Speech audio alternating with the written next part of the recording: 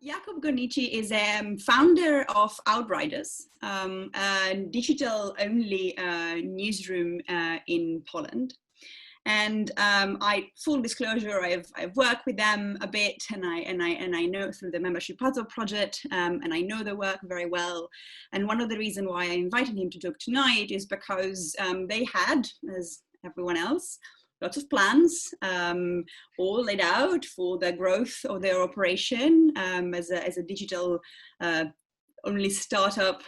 Growing and evolving is always on the plan. And then the pandemic happened and all the plan got disrupted. And so I asked him to tell us about how do you keep going with the big plan while try to reassess everything. Over to you. Okay, hello. Thank you very much for having me. Long time ago, we started to plan for this to happen physically in London, but I am actually, you can see the trees 3 hours from Warsaw in some really nice area where I have to sit outside to have a proper signal and pray for next 20 minutes for this connection not to break. So don't be afraid if it happens. I hope it won't, and so on. So I'm going to share my screen because I want to show a couple of things, basically. And just, can you see it? Can you see the screen right now? Can you see? Yes. Okay, so, you know, we are a highly visual organization, and I will assume that you don't know us. And just, I want to take you through, I have 15 minutes, so it's going to be really fast 15 minutes, so buckle up. So, come on. Work. So, you know, we are on a mission to explain the world through the best stories, and we either do the stories ourselves on our website publication, where we either do interactive stories, or we release a magazine via email, or we do our other crazy things, and I will explain them very shortly. And just I want to mention that we have a separate project where we help others to make stories, which is called Mixer, for which we organize workshops, trainings, or different custom projects, and so on and so on. So those are two main activities which we as an organization do. Today, I really want to focus on Outriders. And basically, up until March, we've had those 4 things, which I'm going to actually go into and right now show you. So our model is primarily based on 2 things: email magazine and interactives. And the email magazine is something which goes out every Friday, 8 a.m. to right now over 31,000 subscribers who receive 8 short stories plus 1 other story via email. It's through this magazine we cover global issues which should, or they have an impact in Poland, they have an impact in Poland, or they were not properly explained by mainstream media. It is produced by actually 5 people who do different things, and then this is not how it's sent out. This is just the desktop version. I didn't want to get into and so on. So this is basically a story you get all of this to your email. And this is if I go back to my presentation, this is what gives us regularity. Now, our interactives, we release them around 10, 12 a year, and those are basically, probably you're familiar, highly sophisticated, nicely designed stories with some data animations and so on and so on. We treat them more as premieres in a way that, you know, we go and whenever we are about to release a story, there's a special strategy for promotion, some events, whether physical or online. And then we actually spend a lot of time trying to promote it and so on. And since we cover global stories, you know, we do not cover daily newsgrind in terms of like our daily politics and so on. This is a story from Zimbabwe. The former story was happening in Istanbul, although it actually started by a change of the Chinese law. But those are issues which at some level are important for the audience, which is here. We try to find links for this. And we were on a way to launch our membership, and this is why we were admitted to membership puzzle project. The whole, let's say, strategy and everything was designed for it, landing pages prepared and so on. And there were 2 things which were supposed to be in the heart of it, and one thing was events. And actually in the core, there was supposed to be a festival, and we used to do festivals, and they kind of looked like this.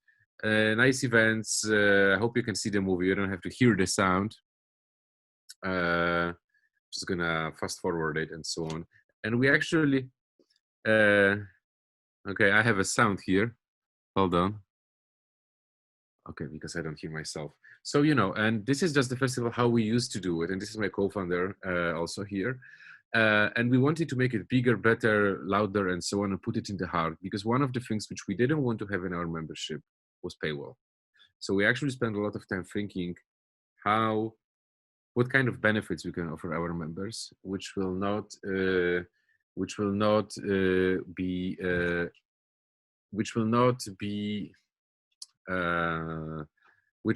be how to put it, extra content or something like this, because we have the promise that everything is anyhow, it's more of an open journalism model, let's say similar to Guardian or so, like this.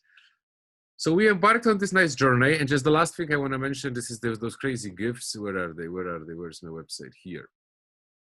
Okay, go back. So, and the way we do it, it's called Love Speech. It's one of the campaigns we have done. It's a campaign because we are also highly rely on Instagram. It's our primary platform where we engage with our audience. It's not Facebook, even though on Facebook we technically have a huge fan base. It's really the engagement there is nothing, and we frankly don't invest any time into Facebook. Love Speech is a different thing. It's gifts, where it started as an experiment through the European Engaged Journalism Accelerator, which we have done. It went absolutely, completely nuts. I think it's around 7 million views right now on Giphy, because those are our embeds. It's actually on Giphy. Before Giphy was purchased on Facebook, we'll see what happens with Giphy after the purchase. So that is kind of like, because we also touch topics which are highly polarizing, and because I live in a very highly polarized society, which is it's a unique thing these days for most of us. But this allows us to, like, maybe not force people, but to ask people to discuss those polarizing issues if they feel like they want to say something which would be kind of hate speech, where then there is love speech. So, and it works. So it was also taken into the membership offering. So going back to this, so this is where we were. And then there is mid-March, I think around 8th or 9th, basically everybody knew that we're going to shut down. Poland was one of the first countries in Europe to properly, maybe not properly, we'll see the results of it, but let's say fully shut down. And we are like a month ahead from our membership launch, and we basically know that events will not happen. The other thing which was important for the membership is that we made deals with other companies which were supposed to offer benefits for members, and those companies of course went into like, we don't know what's happening, we are more going bankrupt than making deals with you, or if not bankrupt, we are going into a really tough time, and so who knows what will happen. So so the first thing, it was like, and it's just like, as much as I love remotely, the working from home plus 2 kids, that is, I think that was frankly by far the biggest challenge in all of this pandemic. I wish I would have a normal office job. I said it so many times in the past months that you cannot imagine this. But we somewhat managed to find some kind of a routine or so. Okay, I still have 8 minutes. Wow, it's really good. So the first thing, actually, maybe I'm gonna stay here, because those are like when I was thinking about this, and I know that sounds a little more like a coaching style, but first of all, stay relevant. So that was our first decision. When everybody was like, cut your costs, do your Excel, calculate how much burn rate you have left on your bank account and so on. And we were like, okay, fuck money. We don't have it much. It really doesn't matter if we have runway for 2 months or 4 months. It's not like it's none of those are like really anyhow good optimistic runways, and kind of normal for startup. So we said, like, if people are gonna give us money during this hard time, we gotta stay relevant. And relevant means that finding ways which will allow people that was our thinking, in order to get through it. So a new product was born, absolutely out of scratch. It's called Radar, and Radar is here, which was, it took us 3 weeks to build it. And by build, I mean like the whole idea. So we started to seek responses to COVID-19 effects. And frankly, actually speaking, this is our also first English thing which we have done, because we were looking for them all around the world. And we've built a special team for this. This project is managed by my colleague Lola Garcia-Jeffrin, who works with us. She's actually managing on a daily basis our interactive team. She's based out of Sri Lanka and Spanish by origin. So don't get confused by this based in Poland and serving Polish audience. There is no Polish people here in this team producing Radar. Hanna Lubakova joined us. Actually, she was hired to join us during the pandemic times, so opposite of what other publishers were doing. And then for 2 months, Rumbi, Weni, and Priscilla joined us. They are based in Botswana, Taiwan, and Brazil. And they were working on trying to find those easy responses, which we have here. There's almost 900 different responses here. I know that we will cross 1,000 next week, which will make us the biggest database worldwide when it comes to responses to COVID-19 effects. And why I say responses? Because, well, we're not only looking for solutions. Solutions are good for systemic times, or how to put it, for stable times, because we have systemic solutions we develop in stable times. In pandemic times, we have responses, like do shopping for senior building. This is not a systemic solution. This is not going to stay with us forever, but it was very good for 2 weeks in Poland. It solved the problem.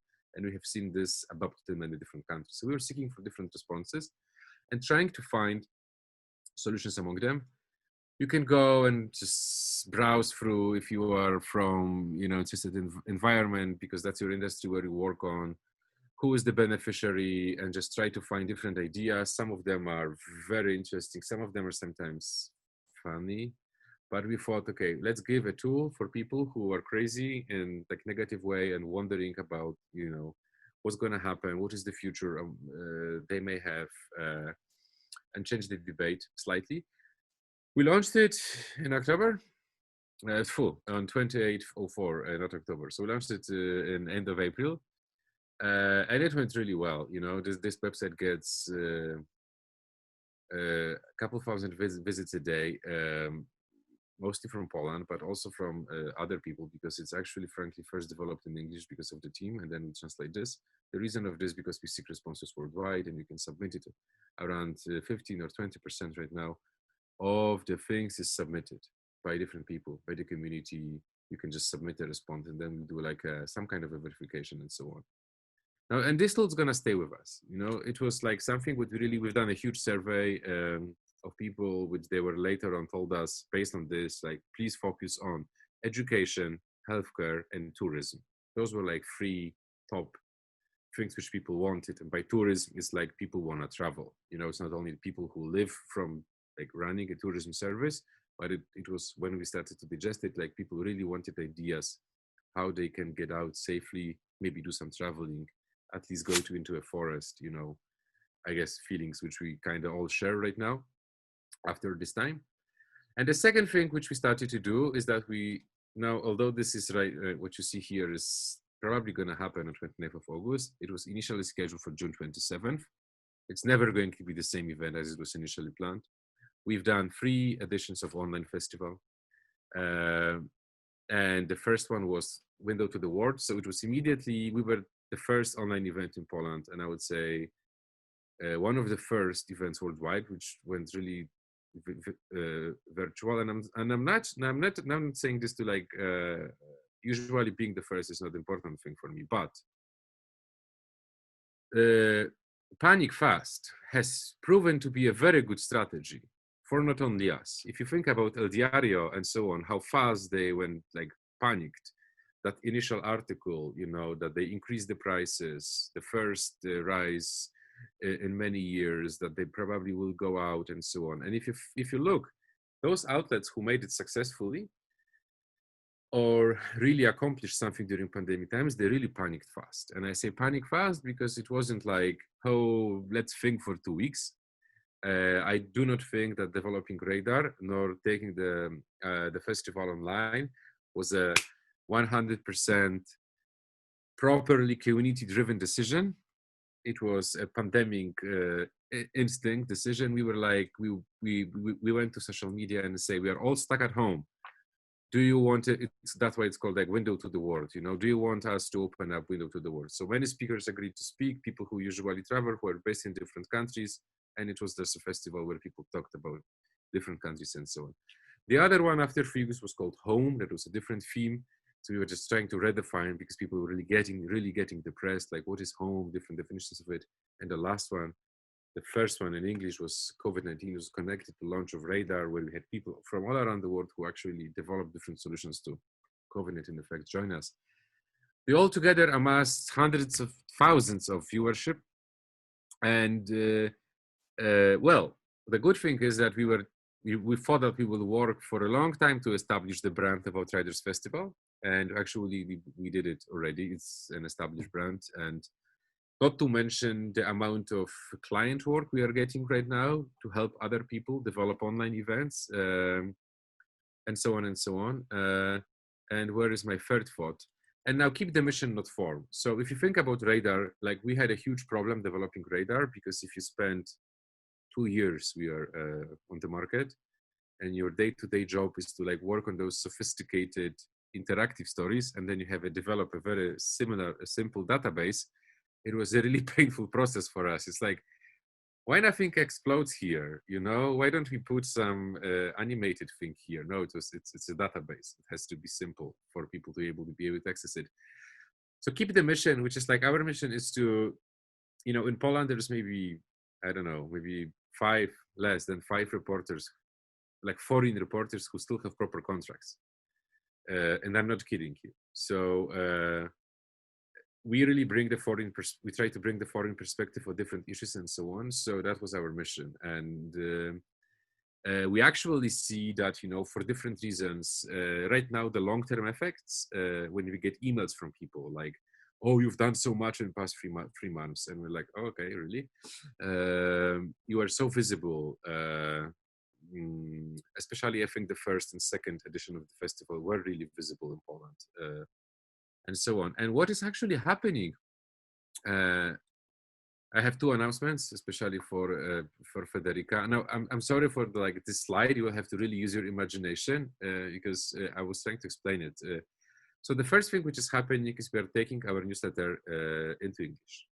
And it's going to happen end of August, beginning of September, which I know at least one person here will be very happy about it, because this is our platform. And I'm not going to get into the details, but regularity is never sexy thing, you know. But usually people who are regular make bigger success than people who are creative. If you can achieve regular creativity, then you are in Wonderland. But, you know, I think that regularity is something what we forget about, because regularity is one of the key things to develop a habit, especially if you want to ask people to pay us money. So what do you get regularly is a very important thing. Speaking from a perspective, of course, of a small startup, because if you're a big organization and you drop hundreds of articles a day, then you don't have a problem of regularity. But speaking from our perspective, when you, as I told you, you have 10, 12 bigger stories a year, which takes years to, not weeks to develop, that was important. So we are keeping Radar. What we're gonna do is we're gonna develop different radars. So it's not gonna be COVID-19. We have a tool which allows people to submit responses to anything, whatever we want. We are keeping the festival. We are actually introducing we're switching the festival before it was supposed to be annual thing. And now we'll have, depending on the pandemic and so on, and lockdown and so on, we'll have once a year a normal physical event, and then once a year digital event. So every 6 months there's going to be a festival happening, just different form. So we want to introduce a theme approach to some part of our work. So let's say we'll take a theme, drought. So it's going to start with festival where different people who deal with environment and drought will speak. Then we will seek through Radar, especially established Radar, we will seek responses to drought. And then, because we also do solutions journalism, We either will produce also interactive on top of a solution journalist, and then we will also cover drought as a separate thing in our email. And that goes for other things, because somewhat suddenly all those products aligned, especially in Polish version. This is why we actually have to introduce the newsletter in English. People were asking for it and so on. So to finish it off, where is my presentation? Here. Yeah, keep the mission, not the form. We really dropped whatever we are, whatever we used to do for a long time, and we transferred like the big event, which used to happen in operas and so on, into digital experience, which by far didn't look anything compared to it.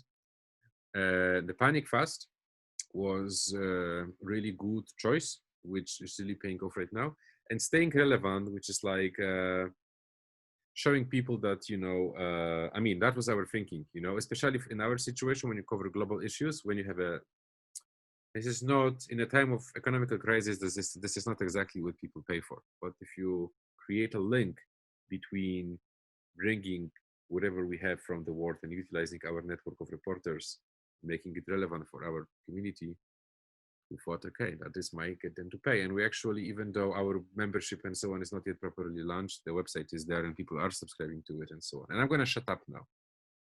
Sorry, because it's 17 minutes, 2 minutes ahead of time. So, Perfect. but thank you for having me. And given that, I was trying to make this as visual as possible for you, to explain our crazy stuff so fast. No, thanks for keeping the time and I don't hear you, Federica. Oh. Is it me? Wait. Can you hear me now? Wait. Can you repeat now? Can you hear me now? Yes, my headset just discharged. Given that our audience is been very shy tonight, I get to ask another question. Okay. So of course, I know we have one. Never mind.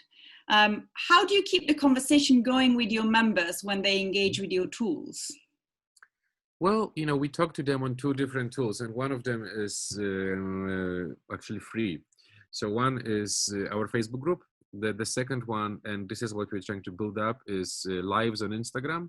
Because as I mentioned, Instagram is a very important platform of engagement. Even though those are public and so on, this is where we engage.